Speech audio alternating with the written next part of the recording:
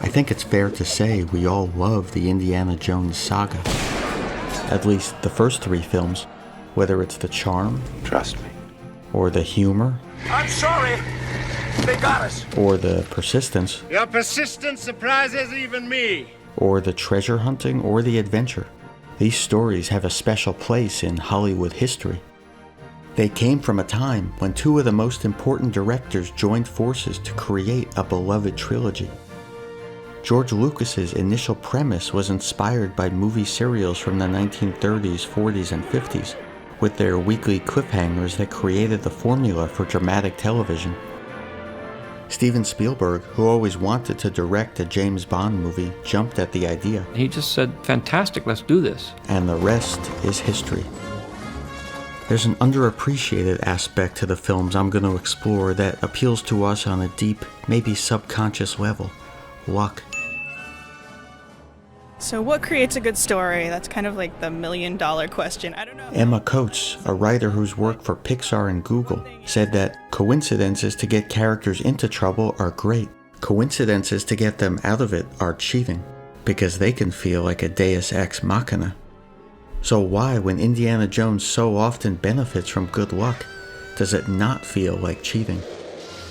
Whether it's ducking into the right tent to find his thought-to-be-dead girlfriend, or jumping out a 7th-story window only to have his fall broken by multiple awnings, or firing a magic bullet that kills 3 Nazis,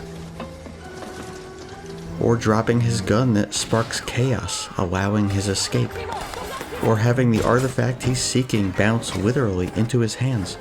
It's part of his character. Even Sala knows, and says as much in an early version of the script. A little luck is better than much smartness. Indy, partner, you are very lucky fellow. What am I looking for? My lucky charm. Going back to the question of why it doesn't feel like cheating, James Mangold, director of the most recent Indy movie, said, "The way that God or luck intervenes is really charming and a staple of the character and the way the films work." He's on the right track, but I think we can take it further. There are several factors that make it feel earned instead of cheap or contrived. You might notice I didn't mention Indy surviving a nuclear blast inside a refrigerator. Let's just say, to put it mildly, this lacked subtlety. The series excels when the luck is plausible and subtle. Indy has real-world fears. Why did it have to be snakes? But he's also charismatic, and for the most part, moral. His enemies are bent on world domination. Nazis. I hate these guys.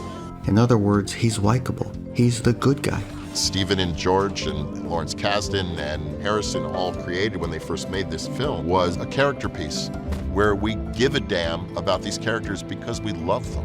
So we're willing to overlook or at least forgive little contrivances that work in his favor. That's it.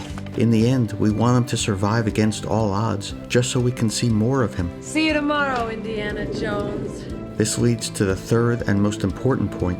While it's certainly fun to watch a charming adventurer, it's his luck that speaks to something greater.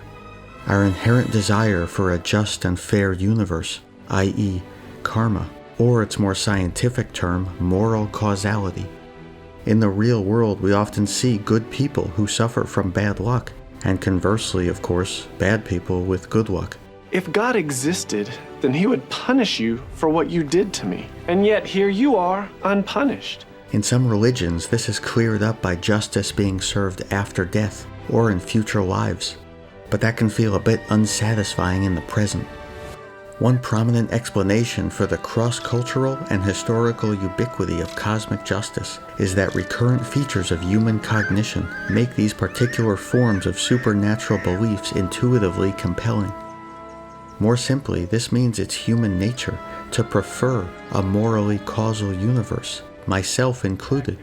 George Lucas, always interested in mysticism, The Force is what gives the Jedi his power. It's an energy field created by all living things. injected the IJCU with cosmic fairness. In the old days, they would have said the gods favor him. This world has literal gods, so it makes sense. Indy triumphs against the odds because he deserves to. Steven Spielberg, the master that he is, does it, at least in the original 3, gently, quietly, subtly, but it's there, like the universe is urging him on. He's an academic who happens to somehow get out of scrapes with incredible aplomb. And he's very lucky. Things break for him. Indy's been called the greatest movie character ever. And I think his luck is an underappreciated but significant part of that, because of what it speaks to deep inside us. We'll see what the future brings. Everything hurts. Will they reboot the series with a new actor? Or make a full-length version of the Dial of Destiny intro? Whatever they do, I wish them all the best of luck. Oh God, that was stupid.